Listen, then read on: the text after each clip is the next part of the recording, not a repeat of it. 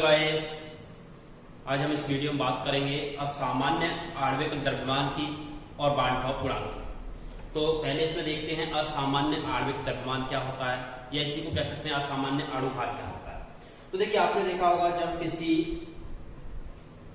विलेय को विलायक में घोला जाता है, जब किसी विलेय को विलायक में घोला जाता है तो उस विलेय का विलायक में या तो संगुणन होता है या होता है वियोजन। मतलब जो विलेय आपको विलायक में घोल रहे हो उसके अणु या तो विलयन में जाके टूटेंगे, कणों की संख्या बढ़ेगी, या फिर दो या दो से अधिक अणु आपस में जुड़ जाएंगे, संगुणित हो जाएंगे।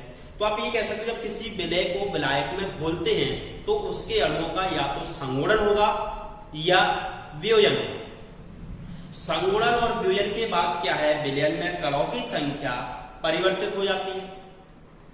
संगुणन या वियोजन होने पर विलयन में कणों की संख्या परिवर्तित हो जाती है। संगुणन होगा तो कणों की संख्या बढ़ जाएगी और वियोजन होगा तो कणों की संख्या घट जाती है।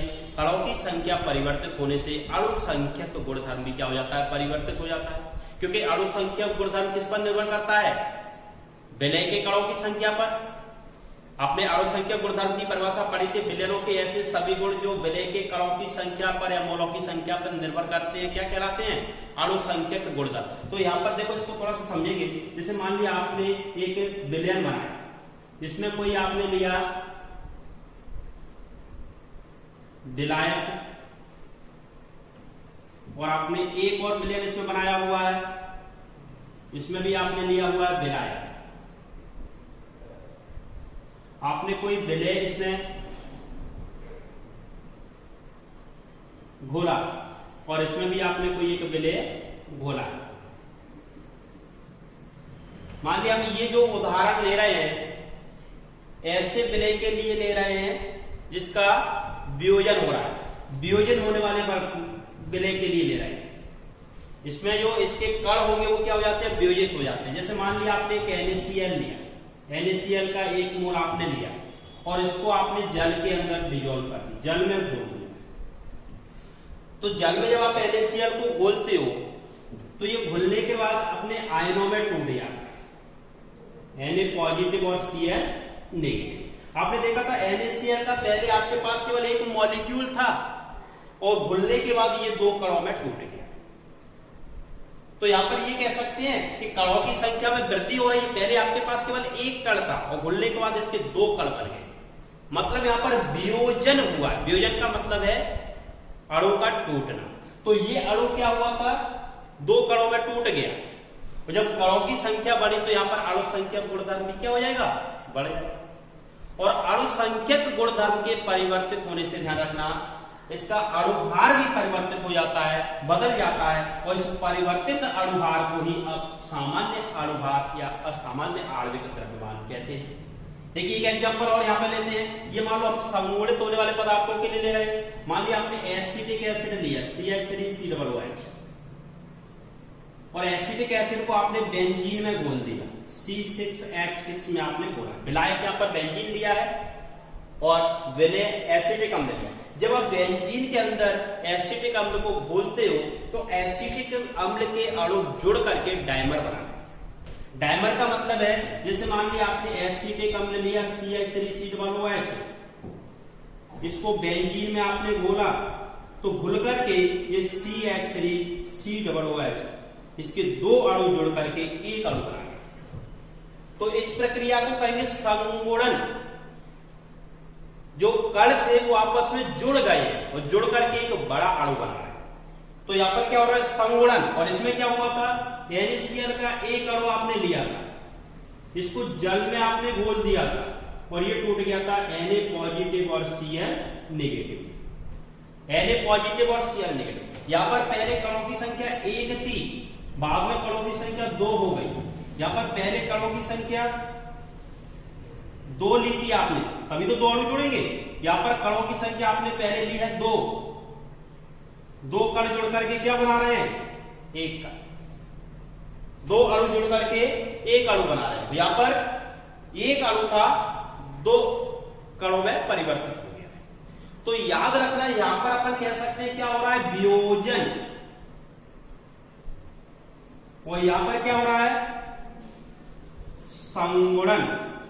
तो आपको सीधा सीधा इसमें दिख रहा है, देखिए जब किसी विद्युत अपघट्य को आपने विलायक में घोला तो उसके आयनों का या तो संगुणन होता है या वियोजन होता है।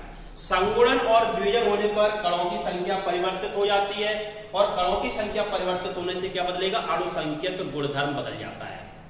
अणुसंख्यक गुणधर्म के परिवर्तित होने से आणविक द्रव्यमान परिवर्तित हो जाता है या विचलित हो जाता है। इस विचलित या परिवर्तित आणविक द्रव्यमान को ही अपसामान्य या असामान्य आणविक द्रव्यमान या अणुभार कहते हैं। तो परिभाषा में आपको क्या याद रखना है, इसमें जब किसी विद्युत अपघट्य को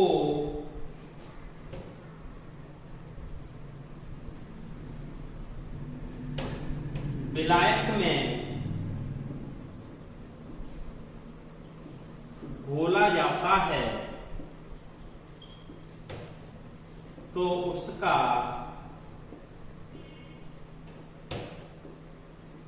संगुणन या वियोजन होने पर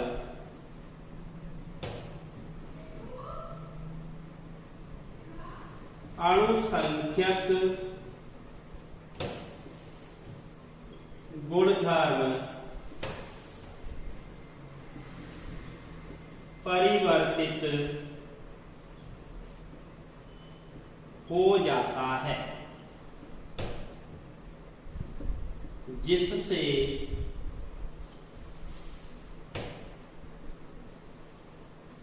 आणविक द्रव्यमान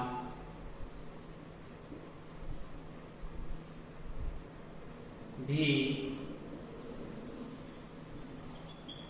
परिवर्तित होता है। इस परिवर्तित आणविक द्रव्यमान को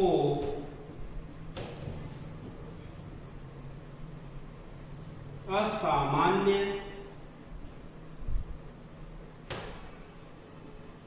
आणविक द्रव्यमान कहते हैं।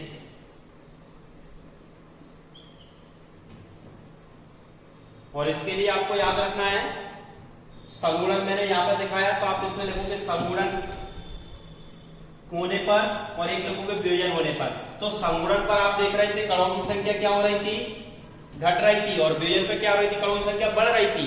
तो कणों की संख्या घट रही है बढ़ रही है, इसका मतलब अणुसंख्यक गुणधर्म घट रहा है बढ़ रहा है, और अणुसंख्यक गुणधर्म घटने बढ़ने से उसका अणुभार भी घट जाता है या बढ़ जाता है, मतलब परिवर्तित हो जाता है। और जो परिवर्तित अणुभार आता है उसी को असामान्य आणविक द्रव्यमान कहते हैं।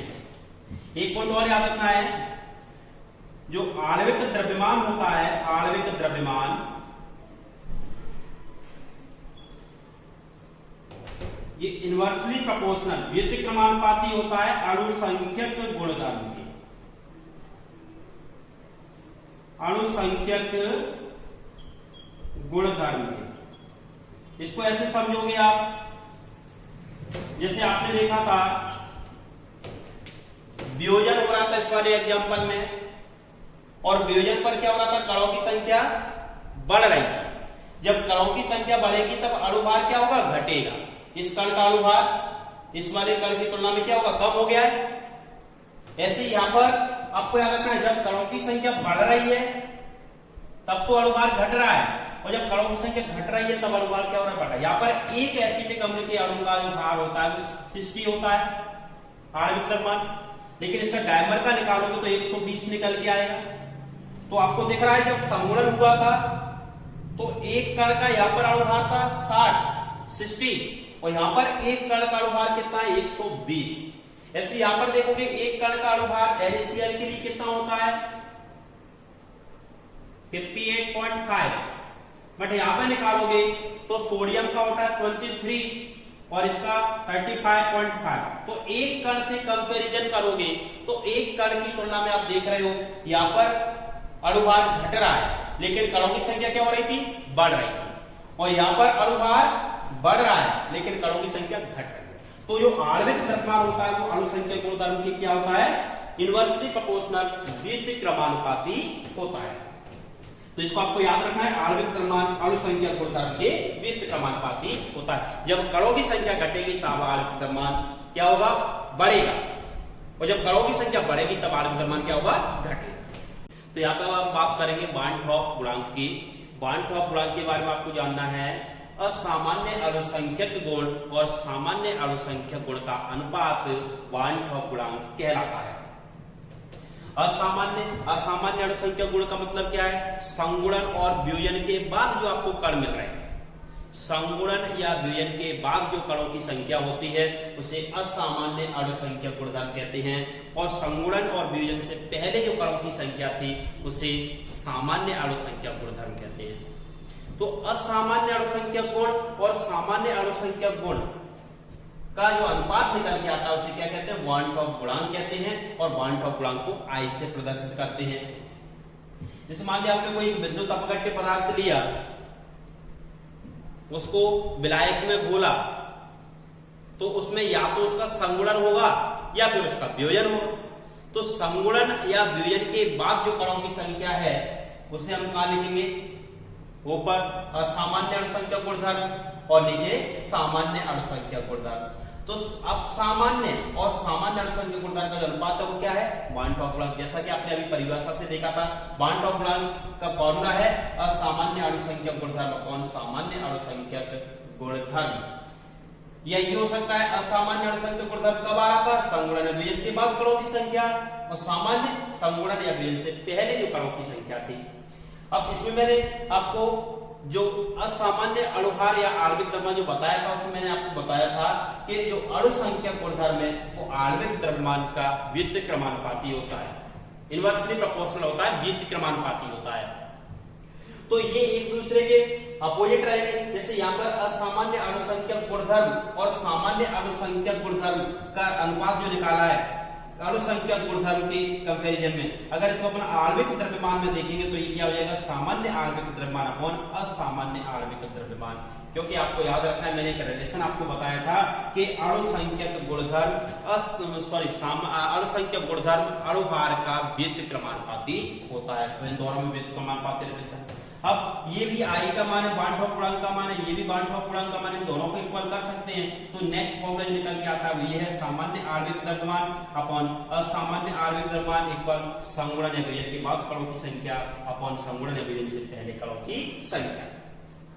तो बार्नठॉक गुणांक किसे कहते हैं, इसके लिए तो आपको केवल इतना लिखना है, लेकिन बार्नठॉक गुणांक के बारे में 2-3 पॉइंट और है जो आपको जानना है।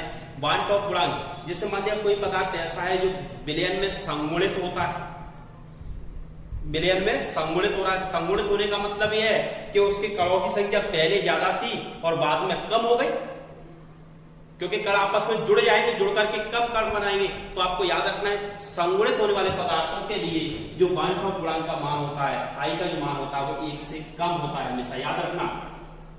कैसे कम आएगा निकल के, देखिए संगुणन से पहले कण कितने थे, 2 मान के चलो, और संगुणन के बाद कण कितना रह गया, 1, तो इसको 1/2 लिखोगे आप। संगुणन के बाद कणों की संख्या आपके पास 1 रह गई है, पहले कितने थी, 2, तो संगुणन के बाद कणों की संख्या कम हो जाएगी ना। जब कण संगुणित होंगे तो कणों की संख्या घटेगी, और कम संख्या को आप ऊपर रखोगे, नीचे ज्यादा संख्या रहेगी, तो मान हमेशा क्या आएगा, 1 से कम। दूसरा पॉइंट है वियोजित होने वाले पदार्थों के लिए बार्नठॉक गुणांक I का जो मान होता है वो हमेशा 1 से अधिक होता है, क्योंकि वियोजन के बाद कणों की संख्या बढ़ जाती है।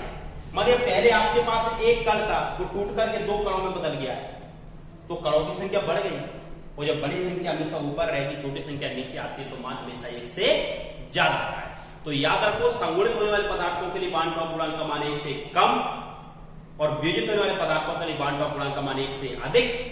और कोई ऐसा पदार्थ हो जो न तो संगुणित हो रहा हो और ना ही वियोजित हो रहा हो, उसके लिए बांड का पूर्णांक का मान हमेशा 1 होता है। तो ये भी पॉइंट यहाँ पर लिखा हुआ है। तो ऐसे पदार्थ जो न तो संगुणित होते हैं और ना ही वियोजित होते हैं, उनके लिए बांड का पूर्णांक का मान हमेशा 1 होता है। देखिए संयोजन की कोटि या वियोजन की कोटि कैसे ज्ञात करते हैं? संयोजन का मतलब संगुणन की कोटि भी कह सकते हो, संयोजन की कोटि या संगुणन की कोटि, अथवा यहाँ पर अपन कह सकते हैं वियोजन की कोटि। तो दोनों की कोटि कैसे ज्ञात करेंगे इसलिए देख लेते हैं। आपके पास मान लो कोई एक पदार्थ है, संगुणित हो रहा है और संगुणित होकर के वो उसके 2 या 2 से अधिक पदार्थ जुड़ करके अणु जुड़ करके एक अणु बड़ा अणु बनाएंगे, तो उस प्रक्रिया को क्या कहते हैं? संगुणन कहते हैं। 2 या 2 से अधिक अणु आपस में जुड़ करके जब एक बड़ा अणु बनाते हैं तो उस प्रक्रिया को क्या कहते हैं? संगुणन। और जब एक अणु टूट करके 2 या 2 से अधिक अणुओं में टूट जाता है तो उसे क्या कहते हैं? वियोजन कहते हैं। तो यहाँ पर याद रखो ये संगुणन की कोटि निकाल रहे हैं। मान लिया आपके पास A के n मोल है, A के n अणु है। कितने अणु है? A के n अणु है और ये संगुणित होकर के केवल एक अणु बना लिया, एक बड़ा अणु बना लिया। आपके पास पहले इसका एक अणु था, 1 मोल था और ये 0 जब संगुणित हुआ नहीं, उससे पहले की बात कर रहे हैं प्रारंभ में। अब बाद में इसमें से मान लो अल्फा संगुणित हो चुका है, 1 मोल में से अल्फा संगुणन हुआ है, अल्फा। ये यहाँ पर याद रखना संगुणन हमने कितना माना है? अल्फा मान लिया है। और यहाँ पर उत्पाद में कितना बन जाएगा? Alpha upon n। ये साम्य अवस्था पर पड़ गया। अब क्या करेंगे? इसके बाद संयोजन के पहले कुल कणों की संख्या देख लेंगे, 1 + 0 टोटल कितना आएगा? 1। संयोजन के बाद कुल कणों की संख्या देखेंगे तो 1 - alpha plus alpha upon n। तो ये संयोजन के बाद कणों की संख्या और ये संयोजन से पहले कणों की संख्या। बांड का पूर्णांक का आपने फॉर्मूला पढ़ा हुआ है, संयोजन या संगुणन के बाद कणों की संख्या अपॉन संगुणन के पहले कणों की संख्या। तो संयोजन के बाद कणों की संख्या ये है और संयोजन से पहले कणों की संख्या ये है। जैसे अल्फा का मान निकालोगे तो ये संयोजन की कोटि आ जाएगी i-1 अपॉन 1 अपॉन n-1। इस फॉर्मूले से अपन संयोजन की कोटि ज्ञात कर सकते हैं। यदि आपको बांड का पूर्णांक का मान गिवन में हो और कणों की संख्या आपको मालूम हो पहले कितने कण थे, तो यहाँ से आप संयोजन की कोटि ज्ञात कर सकते हो। इसी तरह से वियोजन की कोटि की बात करते हैं। मान लिया आपके पास एक विद्युत अपघट्ट है, इसको आपने अपघटित किया तो ये वियोजित हो गया था A+ और B नेगेटिव में। प्रारंभ में आपके पास इसका 1 मोल था, ये 0 है। अब इसमें से अल्फा जब वियोजन की मात्रा हमने मान लिया, अल्फा इसमें से वियोजित हो चुका है, तो यहाँ पर इन दोनों के अल्फा अल्फा मोल बन जाएंगे सामने पर। अब क्या करेंगे? वियोजन के पहले कुल कणों की संख्या गिन लेंगे तो 1 + 0 और वियोजन के बाद कणों की संख्या 1 - alpha plus alpha plus alpha. तो कुल वियोजन के बाद कणों की संख्या कितनी आ गई? 1 + अल्फा। बांड का पूर्णांक का फॉर्मूला सब लोग जानते हो, वियोजन के बाद कणों की संख्या अपॉन वियोजन से पहले कणों की संख्या। तो वियोजन के बाद कणों की संख्या ये है और वियोजन के पहले कणों की संख्या 1 थी। यहाँ से अल्फा का मान मतलब वियोजन की कोटि का मान निकालोगे तो i-1 है। तो इस तरह से आपको याद रखना है, इन फॉर्मूलों का उपयोग करके संयोजन की कोटि या संगुणन की कोटि और वियोजन की कोटि ज्ञात कर सकते हैं। देखिए न्यूमेरिकल है, 100 ग्राम जल में 1 ग्राम NaCl को विलय करके आपने एक विलयन बनाया है।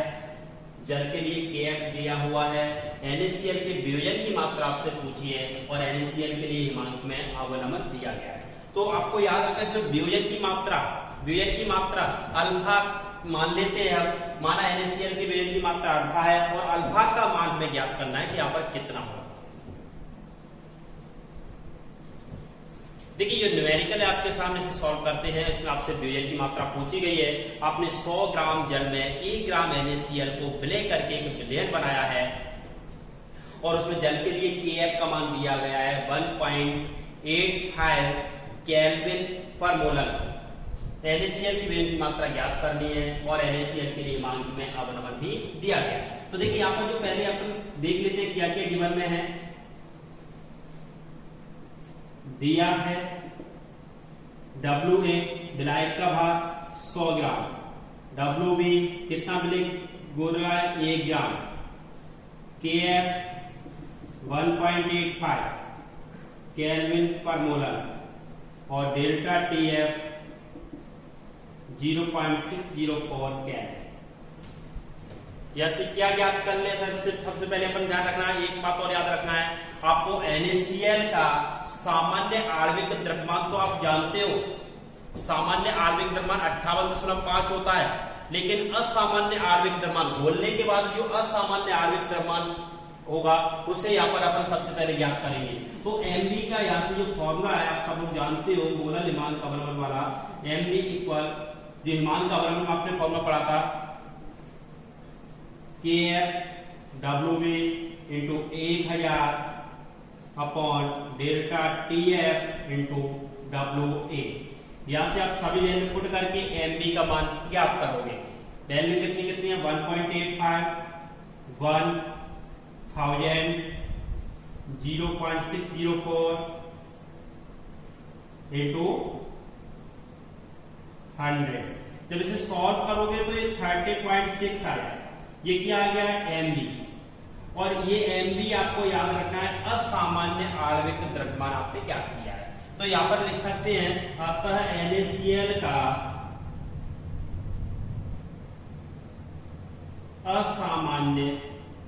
असामान्य को प्रेक्षित भी कहते हैं, याद रखना प्रेक्षित आणविक द्रव्यमान बराबर 30.6 तथा NaCl का सामान्य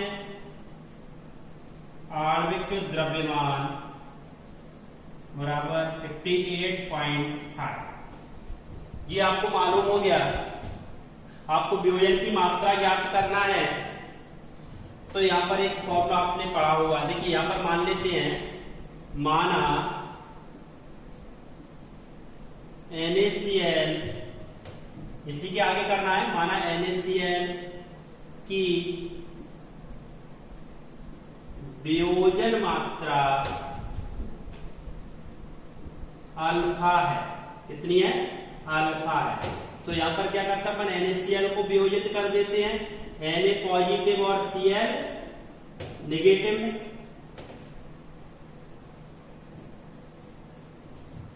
वन 0 0 ये प्रारंभ में, और सामने पर क्या हो जाएगा 1 माइनस अल्फा अल्फा अल्फा, ये हो गया सामने पर।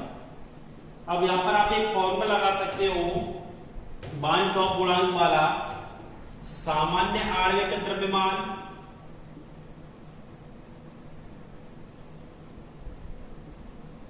अपॉन असामान्य आणविक द्रव्यमान, असामान्य आणविक द्रव्यमान बराबर वियोजन के बाद कणों की संख्या, वियोजन के बाद कणों की संख्या अपॉन वियोजन से पहले कणों की संख्या, वियोजन से पहले कणों की संख्या। देखिए इसमें आपको याद रखना, ये फॉर्मूला आपको सबको याद होगा, सामान्य आणविक द्रव्यमान और असामान्य आणविक द्रव्यमान या असामान्य आणविक द्रव्यमान। ये मैंने आपको बान टॉप गुणांक पढ़ाया था, उसमें फॉर्मूला बताया था। तो यहाँ पर सामान्य आणविक द्रव्यमान कितना है NaCl का 58.5, असामान्य आणविक द्रव्यमान कितना कैलकुलेट किया था आपने 30.6। वियोजन के बाद कणों की संख्या कितनी है 1 minus alpha plus alpha plus alpha, और वियोजन से पहले कणों की संख्या कितनी थी 1। 58.5 अपॉन 30.6 इक्वल ये बचेगा 1 प्लस अल्फा अपॉन 1। यहां से अल्फा की वैल्यू ज्ञात करोगे तो क्रॉस मल्टीप्लाई कर लो, 58.5 इक्वल ये हो जाएगा 30.6 प्लस 30.6 अल्फा। तो यहां पर बचेगा 30.6 अल्फा इक्वल 58 अल्फा माइनस 30.6। जब आप यहां से अल्फा की वैल्यू निकालोगे तो अल्फा की वैल्यू आएगी 27.9 अपॉन 30.6 0.91। ये आ गया है आपका अल्फा की वैल्यू। लेकिन जो वियोजन की मात्रा है आपको प्रतिशत में बताना है, तो इसको प्रतिशत में अगर कन्वर्ट करोगे तो 91% हो जाएगा। तो आंसर हो जाएगा अतः वियोजन की मात्रा 91% है। ये आंसर आ रहा है। तो इस तरह से आप इस सवाल को सॉल्व कर सकते हैं।